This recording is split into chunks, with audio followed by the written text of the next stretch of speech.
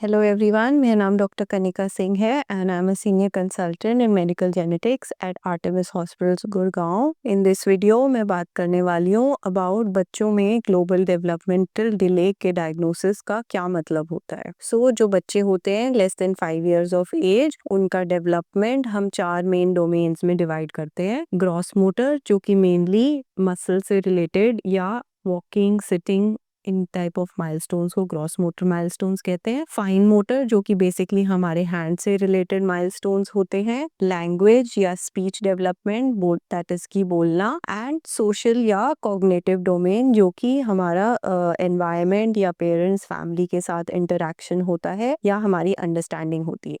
Global developmental delay एक तरह से एक सिम्टम है जिसका हमें अंडरलाइंग इटियोलॉजी या अंडरलाइंग कॉज, क्या कारण है ग्लोबल डेवलपमेंटल डिले का, उसके लिए फर्दर इवैल्यूएशन और टेस्टिंग कराना चाहिए। फॉर एग्जांपल, अगर किसी को फीवर है तो हम उसके लिए फर्दर टेस्ट कराते हैं टू अंडरस्टैंड कि क्या इन्फेक्शन हो सकता है which is giving rise to the fever.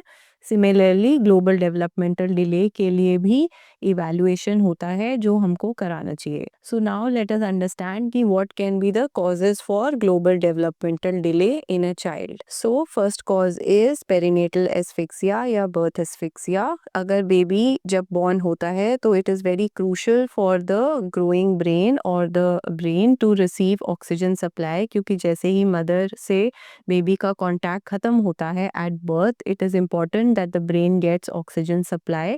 अगर किसी वजह से जैसे कि प्रोलॉन्ग लेबर या अगर बेबी क्राई नहीं करता है और ब्रीथ नहीं करता है एट बर्थ, तो द बेबीज ब्रेन में not gate adequate oxygen which में रिजल्ट इन पेरिनेटल एस्फिक्सिया। काफ़ी बारी जो बच्चे जिनको पेरिनेटल एस्फिक्सिया है उनको उसके साथ में कोई अंडरलाइंग जेनेटिक डिसऑर्डर भी होता है। So both the things can coexist with each other, but yes, perinatal asphyxia is a very common cause of global developmental delay, which can be diagnosed by looking into the details of the birth event as well as the MRI of the brain.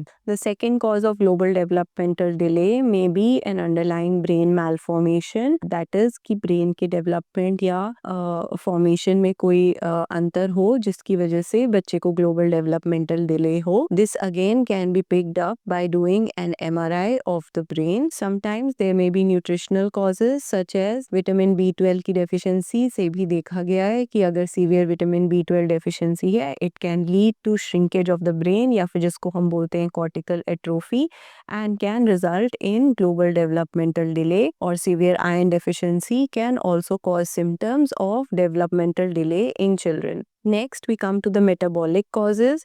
जैसा कि हम जानते हैं कि हमारी body में different type of chemical reactions चलते हैं which digest the different types of food, that is the protein, fats and carbohydrates that we consume in our diet.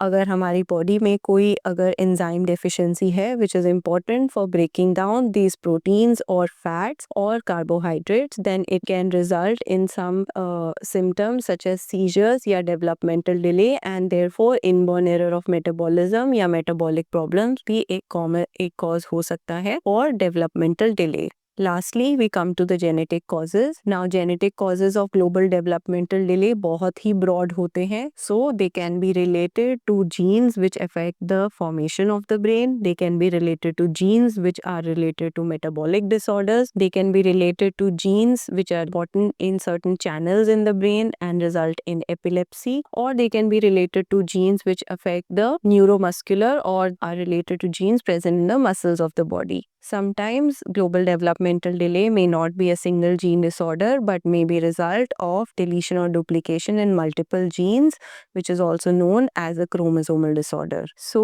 it is important to understand what is the underlying cause in a child for global developmental delay so that the therapies and treatment can be addressed or guided to that particular underlying cause, and we can guide the families about the long-term prognosis and outcome for the global developmental delay. It is especially important to understand the cause of global developmental delay if you are planning another baby because the genetic disorders have a possibility of recurrence. तो जब तक हमें first child में global developmental delay का cause नहीं मालूम है, हम नेक्स्ट बेबी के लिए हम एडवाइस या रिकरेंस रिस्क या दोबारा होने की संभावना नहीं प्रिडिक्ट कर सकते। और प्रेगनेंसी में टेस्टिंग भी हम तभी कर सकते हैं अगर हमें फर्स्ट चाइल्ड में ग्लोबल डेवलपमेंटल डिले का कॉज मिलता है तो। So if you want to understand more, you can subscribe to my other videos or you can contact me on the number given below.